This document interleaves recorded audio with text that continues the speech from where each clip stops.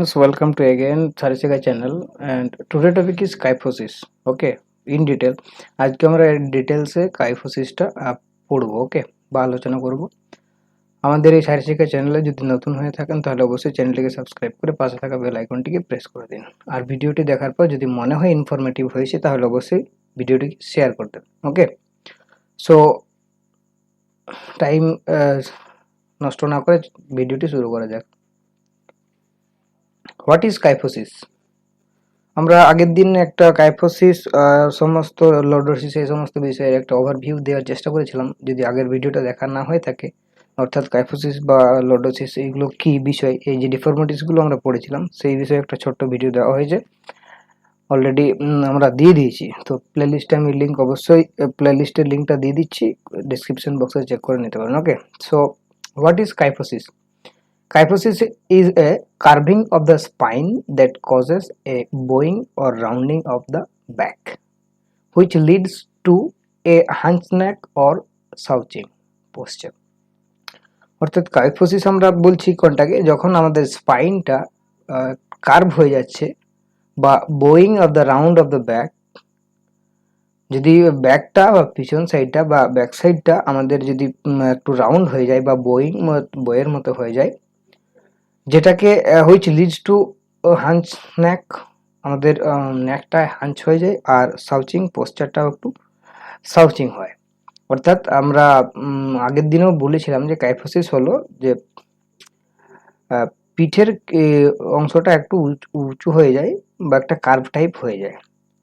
আরও যদি আগে দেখি, kyphosis is known also by other name such as hunch back. এটা খুব একটা ইম্পর্টেন্ট কোশ্চেন হয় যে কাইফোসিসের অপর নাম কি, বা হাঞ্চ ব্যাক দিয়ে দেয় কাইফোসিসের জায়গায়, তখন আমাদের খুঁজতে অসুবিধা হয়। Okay, so hunch back is the another name of kyphosis. আর সুয়ারম্যানস ডিজিজও এটাকে বলা হয়, পোস্টারাল কাইফোসিসও বলা হয়, ইত্যাদি বলা হয়, কিন্তু হাঞ্চ ব্যাকটাই সাধারণত দেখা যায় কোশ্চেন পেপারে। So it is often result is loss of height and interferes with breathing এবং হাইটের যে একটা কম্বিনেশন, সেখানে ইন্টারফেয়ার করে এই কাইফোসিস হলে এই ধরনের সমস্যা আমরা সম্মুখীন হয়। ওকে, সো আরও একটু ডিটেলসে আর একটু ভালোভাবে বলার জন্য এটা আমি লিখেছি, যে যাতে করে আরও সহজে বোঝা যায়। Kyphosis an abnormal rounding of the upper back, ব্যাকের যে আপার সাইডটা সেটা একটা অ্যাবনর্মালি রাউন্ড অবস্থা হয়। It is a relatively common condition that often develop in adolescence or young adulthood. এটা যখন বয়ঃসন্ধিকাল বলি যেটা আমরা, বা অ্যাডোলেসেন্স পিরিয়ড, সেই সময় এইটা বেশি ডেভেলপ হওয়ার চান্সেসটা বেশি থাকে। Okay, so having a small curve in the upper back is normal একটা কার্ভ থাকা আপার ব্যাকে একটা নর্মাল বিষয়। আপার ব্যাকে একটা স্মল যদি কার্ভ থাকে সেটা একটা নর্মাল বিষয়। আর kyphosis is an excessive spinal curve that can causes discomfort and lasting issues throughout the body. কাইফোসিসের ক্ষেত্রে আমাদের যে নর্মাল যে কার্ভেচার বা আপার ব্যাকে যে একটা নর্মাল কার্ভ থাকে, সেটা থেকে যখন এক্সেসিভ স্পাইনালটা কার্ভ হয় তখন আমাদের একটা ডিসকমফোর্ট হয় বা lasting issues of through out the body, শরীরের বিভিন্ন জায়গায় কমফোর্ট তখন থাকে না, ডিসকমফোর্ট হয়ে পড়ে। ওকে, সো এখানে kyphosis is an excessive spinal curve, এই কথাটা মনে রাখলেই হবে যে কাইফোসিসের ক্ষেত্রে এক্সেসিভ স্পাইনাল কার্ভ হয়ে যায়। ওকে, তো সিমটমস কি, এই কাইফোসিস যদি কার হয়েছে কার হয়নি বা এগুলোকে আমরা বুঝবো কিভাবে, সেজন্য আমাদের দেখতে হবে যে সিমটমসগুলি কি। তো the primary symptoms of kyphosis is an abnormal forward curve in the upper part of the spine. স্পাইনের যে আপার পার্ট, সেই জায়গায় একটা অ্যাবনর্মালি ফুটওয়ার্ক দেখা যায়। It causes the upper back to appear hunched over with the shoulders round forward. সামনের দিকে কাঁধটা একটু ঝুঁকে যায় আর একটা রাউন্ড শেপ আকার ধারণ করে। ওকে, ইন মাইল্ড কেসের ক্ষেত্রে the spinal curve is not always noticeable. সবসময় যে বোঝা যাবে বা নোটিস করা যাবে তা কিন্তু নয়। In other instance a person may look as if are bending forward, কিন্তু দেখে মনে হয় অনেক সময় যে কোনো যার হয়েছে তাদের দেখে মনে হয় যে সে হয়তো সামনে একটু বেন্ড আছে, bending forwards. Kyphosis often occur without any other symptoms. However, other symptoms can include কিছু সিমটমস কোনো সময় থাকে, আবার কোনো সময় নাও থাকতে পারে। এটা তবুও যে কয়েকটা সিমটমসের কথা আমরা বলতে পারি সেগুলো হচ্ছে স্টিফনেস ইন দ্য আপার ব্যাকটা আমাদের স্টিফ হয়ে যায়, শক্ত হয়ে যায়। রাউন্ডেড ব্যাকটাকে রাউন্ড আকার ধারণ করে। টাইট হামস্ট্রিং টাইট হয়ে যায়, ব্যাক পেন হয় এবং ব্যাক পেনও আমরা শিকার হয়ে থাকি। এগুলোও কিন্তু কাইফোসিসের লক্ষণ হতে পারে। সো কেন হয়, হোয়াই, কজেস, কারণ কি, কেন হয় kyphosis? The spine compress bone called vertebra that is stuck on top of each other. যখন আমাদের ভার্টিব্রা কলামে যখন কম্প্রেস হয় বা একটা আরেকটার উপরে স্টাক হয়ে যায়, সেক্ষেত্রেও কাইফোসিস হতে পারে। The structure is unique is an body and allow the spine to be supportive as well as flexible. এটা আমাদের সাপোর্টিং করে আর সাথে সাথে ফ্লেক্সিবল একটা দেয়, যাতে করে আমরা হেডের যে নেকের মুভমেন্টটা সহজেই করতে পারি। It also means the spine is particularly vulnerable to damage. অনেক কিছু যে আমাদের স্পাইনের যে পার্টিকুলার যে ইয়েগুলো রয়েছে মিনসগুলো, সেগুলো ড্যামেজের থেকেও রক্ষা করে। Kyphosis occur when the vertebra is the upper back of the back. Kyphosis occur তখনই কাইফোসিস হবে when the vertebra in the upper part of the ব্যাকের যখন পিঠের যখন উপরের যে অংশটা সেটার যখন ভার্টিব্রাটা আমাদের বেশি কার্ভ হয়ে যাচ্ছে, তখন আমরা কাইফোসিস বলছি। Called the thoracic region. এই থোরাসিক রিজিয়নের যে ভার্টিব্রা যে রয়েছে, যে কলাম যে স্পাইনের যে ইয়েগুলো রয়েছে, এই thoracic region become wedge shaped. This causes the spine to curve forward more than as well. সাধারণ যে আমাদের নরমাল যে কার্ভেচার থাকার দরকার তার থেকে বেশি হয়ে যায় এই কারণে। ওকে, সো এই সমস্ত কারণে হতে পারে। আর আবার আরো কিছু কারণ এখানে this can happen to due to poor পোস্টারের কারণে হতে পারে। ডেভেলপমেন্ট ইস্যু, ডেভেলপমেন্টের যখন গ্রোথ আমরা অ্যাডোলেসেন্ট পিরিয়ডে থাকি, বয়সন্ধিকালে থাকি বা ডেভেলপমেন্টের যখন আমরা থাকি, সেই স্টেজেও কিন্তু আমাদের এই কাইফোসিস হওয়ার সম্ভাবনা থাকে। তারপরে অল্ডার এজ, বয়সে বেশি ওল্ডার এজের কারণে হতে পারে, অথবা অ্যাবনর্মাল ভার্টিব্রার যে শেপ আমাদের মেরুদণ্ডে যে স্পাইনের যে ভার্টিব্রাগুলো রয়েছে তার যদি অ্যাবনর্মালি শেপ হয়, সেক্ষেত্রেও কাইফোসিস হতে পারে সেখানে। Okay, so types of kyphosis এবার আমরা বলবো যে কত ধরনের হয়ে থাকে। So there are several types of kyphosis, বিভিন্ন এগুলোর প্রকারভেদ রয়েছে। তার মধ্যে আমরা এটা পড়বো পোস্টারাল কাইফোসিস, শিওরম্যানস কাইফোসিস আর কনজেনিটাল কাইফোসিস। তো পোস্টারাল কাইফোসিস হচ্ছে this is the most common from the kyphosis. এটা হচ্ছে একটা এমন ফর্ম যেটা প্রায় দেখা যায় পোস্টারাল কাইফোসিসটা। This is a most common form of kyphosis. It often ochre is adolescent. এটা বয়সন্ধিকালে বেশি দেখা যায়। When the spine and surrounding muscles develop abnormally. যখন স্পাইনের যখন ডেভেলপ হয় বা তার এর সারাউন্ডিংয়ে যে মাসলসগুলো রয়েছে তাদের যখন অ্যাবনর্মালি ডেভেলপ হয়, সেক্ষেত্রেও আমাদের পোস্টারাল কাইফোসিস হয়ে থাকে। This can be result as a poor পোস্টারের কারণে এগুলো হয়। Second one is the Scheuermann kyphosis. This also tend to develop during adolescence. এটাও adolescence এর ক্ষেত্রে দেখা যায় বেশিরভাগ, but it can become more severe the postural kyphosis.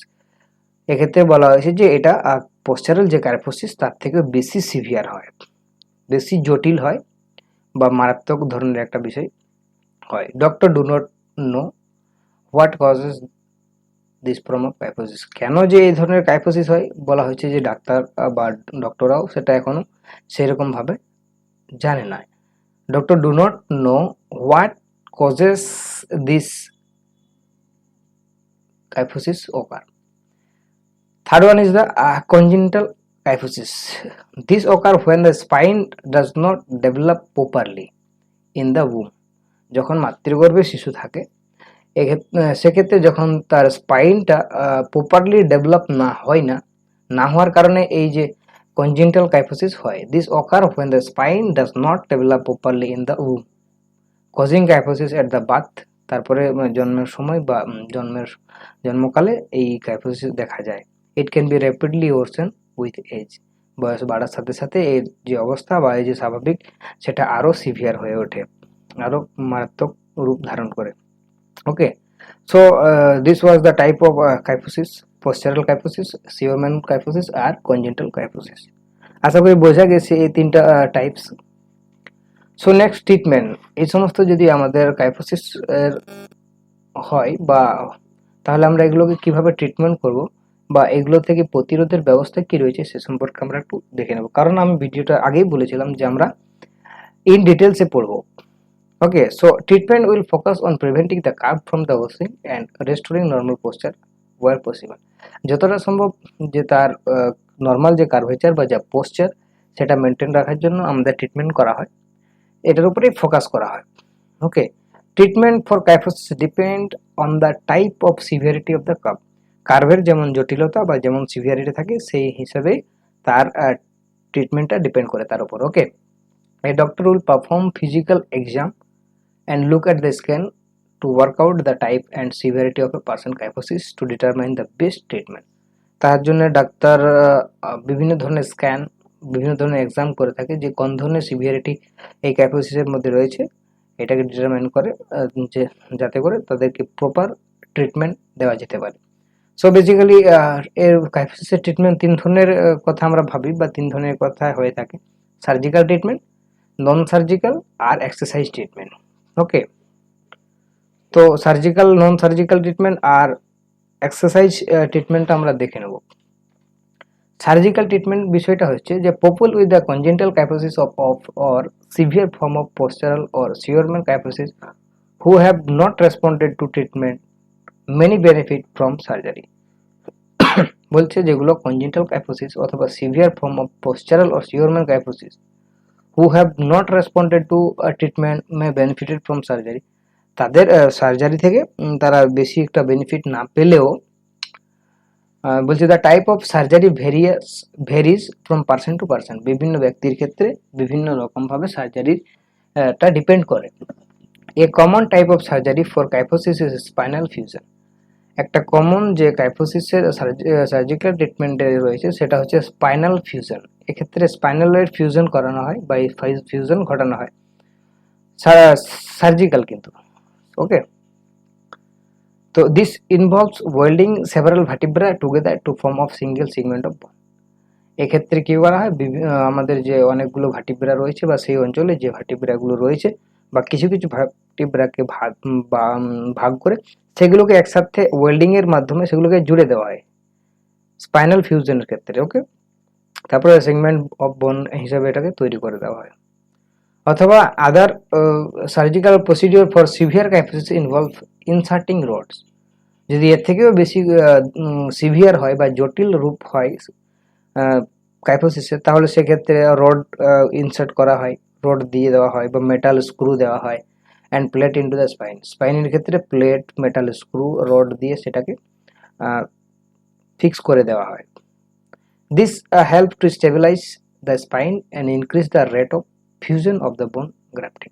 বোন গ্রাফটিং ও ফিউশনের ক্ষেত্রে এগুলো স্টেবিলাইজ থাকার কারণে আমাদেরকে হেল্প করে বা সেই সার্জারিটা হওয়ার পরে তাকে স্টেবিলাইজ করতে বা তার যে ট্রিটমেন্টটা প্রপার হওয়ার ক্ষেত্রে অনেক হেল্প করে। This can reduce curvature in the upper spine and correct poster. এটা আপার স্পাইনের যে কার্ভেচারটা সেটাকে একটু কমিয়ে দেয় বা রিডিউস করে আর কারেক্ট পোস্টারে নিয়ে আসে। তো এইভাবে সার্জিক্যাল ট্রিটমেন্টটা বা সার্জারির মাধ্যমে এই ধরনের ট্রিটমেন্ট আমাদের করা যায়। তারপর হচ্ছে নন সার্জিক্যাল ট্রিটমেন্ট, যেটাতে সার্জারি ছাড়াই বা সার্জারি ব্যতীতই ট্রিটমেন্ট দেওয়া যায়। সেটা হচ্ছে treatment often include physiotherapy to strengthen the back and abdominal muscles.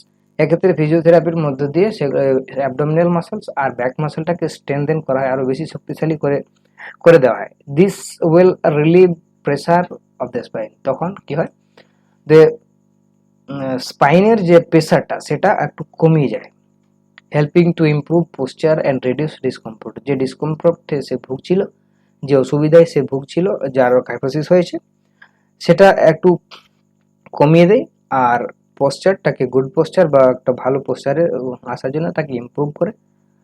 ওকে, আর স্পাইনের যে প্রেশারটা সেটা কমিয়ে দিই কি করে, ব্যাক আর অ্যাবডোমিনাল মাসলসে স্ট্রেংথেন করে।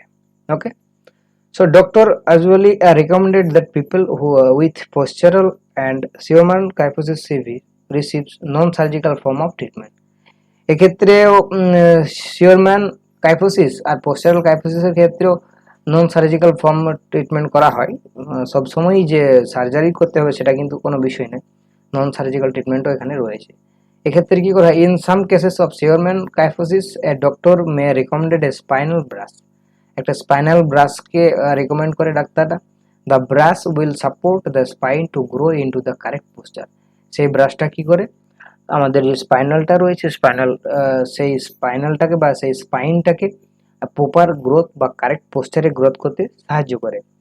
Brace are only useful it spine is still growing. যখন আমাদের গ্রোয়িং ফেজ চলছে বা আমাদের যখন স্পাইন গ্রো হচ্ছে, এই সময় ক্ষেত্রে কিন্তু এই যে স্পাইনাল ব্রাশ সেটা কিন্তু কাজে লাগে, ইউজফুল হয়।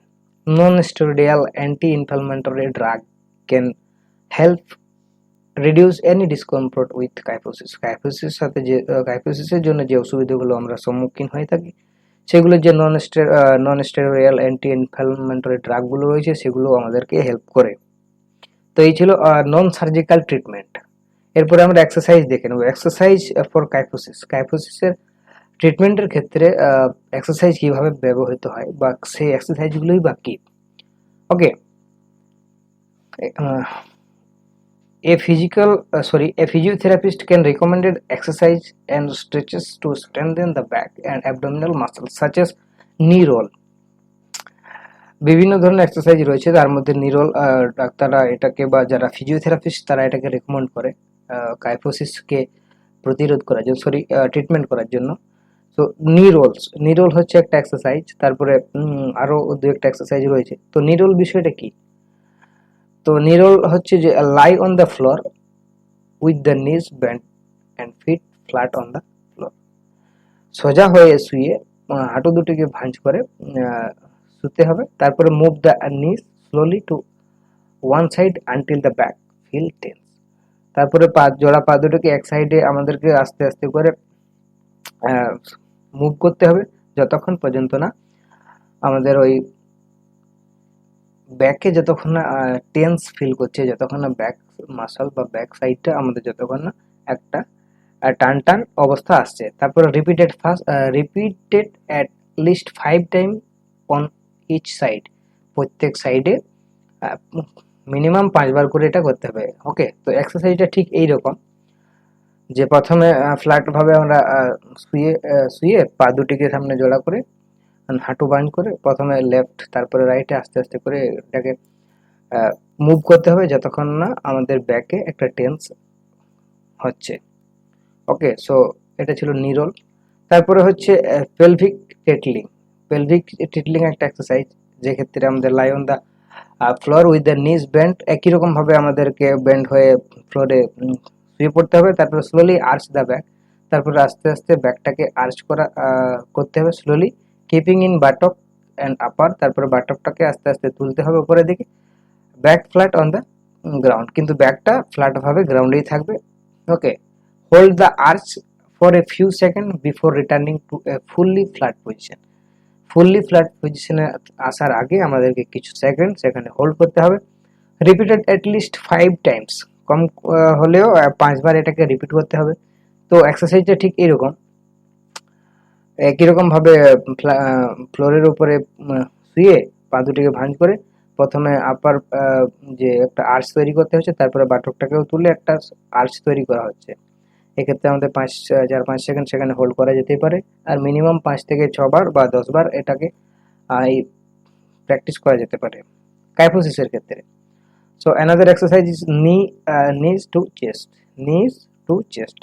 এক্ষেত্রে lying on in a same position as the previous to exercise, bringing one keep up toward the chest.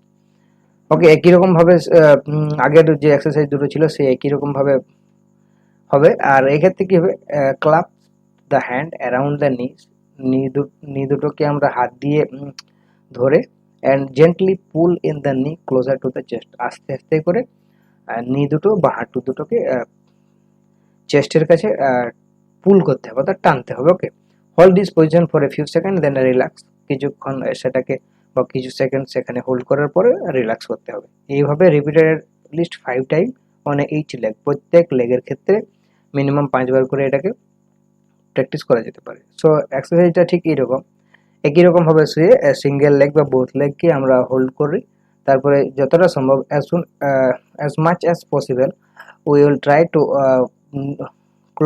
closer chest and knee, তারপরে সেখানে হোল্ড করে কয়েক সেকেন্ড রাখার পর সেটাকে আবার রিল্যাক্স করতে হবে। এইভাবে আমরা এটাকে প্র্যাকটিস করতে পারি। এই সমস্ত এক্সারসাইজগুলো কিন্তু কাইফোসিসের ক্ষেত্রে খুবই ইম্পর্টেন্ট রোল প্লে করে। ওকে, তারপরে রয়েছে প্রিভেনশন। আমাদের যে হবেই না কাইফোসিস, সেজন্য আমরা কি করতে পারি? প্রিভেনশন গুলো কি? People can sometimes prevent causes of kyphosis by maintaining good posture and back health. ব্যাকের যে আমাদের হেলথ বা একটা গুড পোস্চার যদি আমরা মেনটেন করে থাকি, তাহলে কাইফোসিসের মতো একটা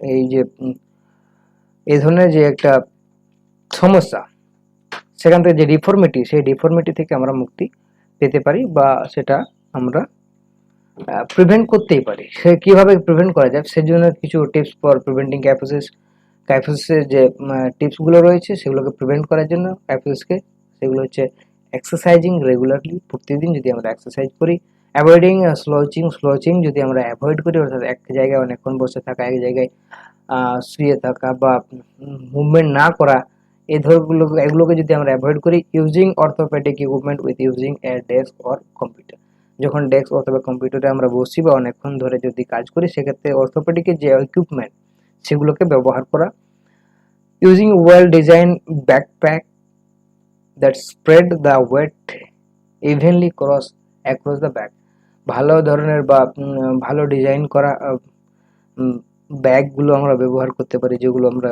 কলেজে, স্কুলে বা ট্রাভেলের ক্ষেত্রে ব্যবহার করি, যেগুলো পিঠে সাধারণত আমরা ক্যারি করি, যাতে করে ব্যাগটা আমাদের মোটামুটি separate in the weight evenly across the back, মোটামুটি সমান ওজন বা সমানভাবে ফিতেগুলোকে ভালোভাবে লাগানো যেতে পারে, বা একটা ভালো ডিজাইনের ব্যাগ যেটা অলরেডি ফিক্স করা আছে, এই ধরনের ব্যাগগুলো আমরা ইউজ করতেই পারি। এই সমস্ত বিষয়গুলির কারণে আমরা এই যে আমাদের কাইফোসিসের মতন একটা ডিফর্মিটি, সেটাকে আমরা প্রিভেন্ট করতে পারি। ওকে, সো এই ছিল প্রিভেনশনের যে টিপস। তো যদি ভিডিওটি মনে হয় ইনফরমেটিভ হয়েছে, তাহলে অবশ্যই ভিডিওটিকে লাইক দিয়ে শেয়ার করে দেবেন, আর চ্যানেলে যদি নতুন হয়ে থাকেন তাহলে অবশ্যই চ্যানেলটিকে সাবস্ক্রাইব করে পাশে থাকা বেল আইকনটি প্রেস করে দেবেন। আর আবারও বলি, আমরা অলরেডি যে আমাদের চ্যাপ্টার ছিল সেগুলোর অলরেডি ভিডিও আমরা দিয়ে দিয়েছি, যদি না দেখা হয়ে থাকে তাহলে অবশ্যই ডেসক্রিপশন বক্সে আমি লিঙ্ক দিয়ে দিচ্ছি, কিংবা সরাসরি প্লেলিস্টে গিয়েও সেগুলো চেক করা যেতে পারে। ওকে, সো ফিজিক্যাল এডুকেশনের এত সমস্ত যে বিষয় রয়েছে আমাদের ফিজিক্যাল এডুকেশনের মধ্যে, যাতে করে সবাই জনসাধারণের কাছে পৌঁছে যায় বা সবাই যেন জানতে পারে ফিজিক্যাল এডুকেশন বিষয়টা কি বা ভ্যালু বা কি, এই জন্য ভিডিওটিকে অবশ্যই বেশি বেশি শেয়ার করে দেবেন। So end for today, thanks for watching.